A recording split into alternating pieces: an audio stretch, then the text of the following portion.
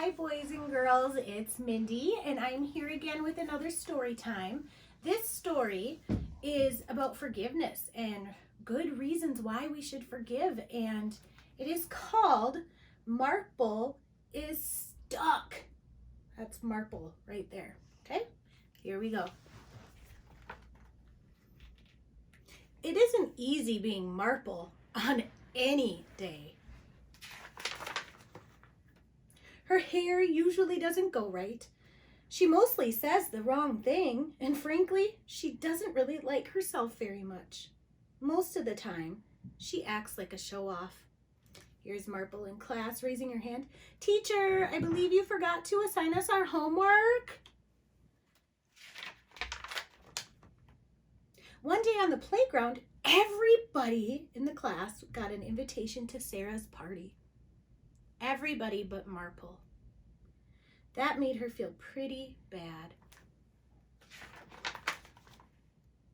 Sarah's parties were known throughout the town as the most creative and fun parties anywhere.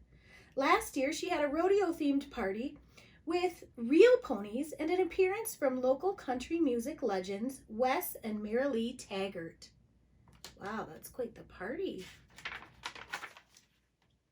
When you feel sad and lonely, it's good to talk to a friend, someone who understands you, someone who will take the time to listen to your story.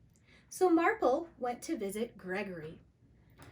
This is Gregory, that's Marpel, and she's saying, "Come back here when I'm talking to you." He's riding his bike away.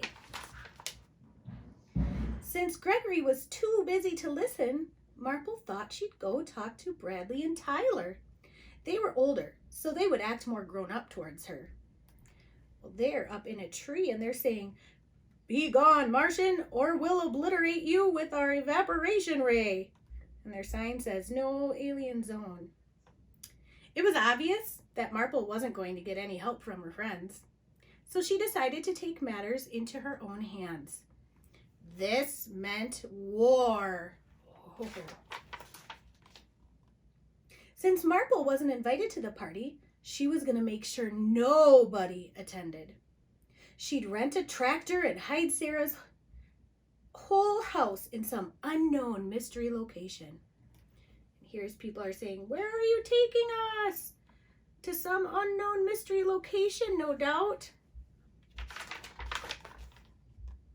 Or maybe she should take a more subtle approach. She could just vacuum up the entire party, cake and all, using the wet-dry vacuum that was in the garage. There go the decorations and the cake. Ah! Since Gregory, Bradley, and Tyler were all self-centered cootie boys, she'd take care of them later. Perhaps some well-placed water balloons would get their attention. Here they are getting water balloons thrown at them. All this revenge really can wear you out, even if it's just in your imagination. So Marpel decided to take a nap. "Oh yeah? Well, I've got an evaporation ray too, and I'll..." As is often the case, Marpel ended up dreaming about the things that were on her mind. She dreamed she was the warden of a huge maximum security prison. Guess who her prisoners were? Sarah, Gregory, Bradley, and Tyler. And she rode them hard. After the prisoners had their daily meal of cold liver and lima beans, Marpel was off to her office for her lunch of hamburgers, french fries, soft drink, and birthday cake.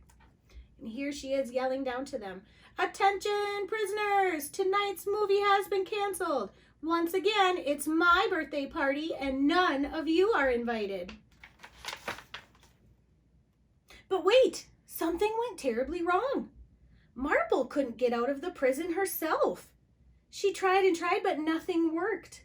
She was stuck in the prison just like everyone else. Finally, she awoke. Whoa, I hate dreams like that. The dream gave Marpel the creeps, so she decided there was just one thing to do. Go talk to Mrs. Fleece, her Sunday school teacher. Mrs. Fleece seemed to know about this kind of thing. Plus, she made the best peanut butter cookies in the world. Mrs. Fleece was a good friend. She welcomed Marpel into the house, offered her some warm cookies, and listened as Marpel shared about her hard day. Everyone should have a friend like Mrs. Fleece, not like stupid Gregory, who was too busy riding his bike to listen. Oops, Mrs. Fleece didn't let anyone call anyone else stupid. Marpel finally got to the part about the dream and the prison and not being able to get out. Mrs. Fleece kept her eyes on Marpel as she took a long sip of tea. "Your dream is true," she said quietly. Marpel was surprised. She'd come here to feel better, but that hope was quickly slipping away. Mrs. Fleece continued, "You see, whenever people hurt us and we don't forgive them, we've locked ourselves up just as we've locked them up." "But they were mean to me," cried Marpel. "Forgiving them doesn't mean that what they did wasn't wrong or that it didn't hurt," said Mrs. Fleece. "It means you've chosen not to still be mad about it. Did you know that Jesus even forgave the people who nailed him to the cross?" As much as Marpel hated to admit it, something about what Mrs. Fleece made sense. Besides, where was Marpel going to find a tractor big enough to move Sarah's whole house? So Marpel decided to forgive Sarah and Gregory and Bradley and Tyler. It took some practice. Here she's saying, "I will forgive Sarah. I will forgive Sarah. I will forgive Sarah." As Marpel walked past the playground, she spotted something stuck in the fence. It was an envelope. She opened it up. Oh my! It was her invitation to Sarah's party. It must have blown away when Sarah was handing them out. It had been a simple mistake. All the anger and thoughts of every revenge had been a real waste of time and had just made Marpel miserable. So Marpel went to Sarah's party, but it was Marpel who got the best present. She learned to forgive. The end, boys and girls. So especially right now, there might be tense times where you feel strong feelings towards someone else. And just like Marpel, it's important to follow Jesus's lead and to practice forgiveness. I'll see you next week. Love you all.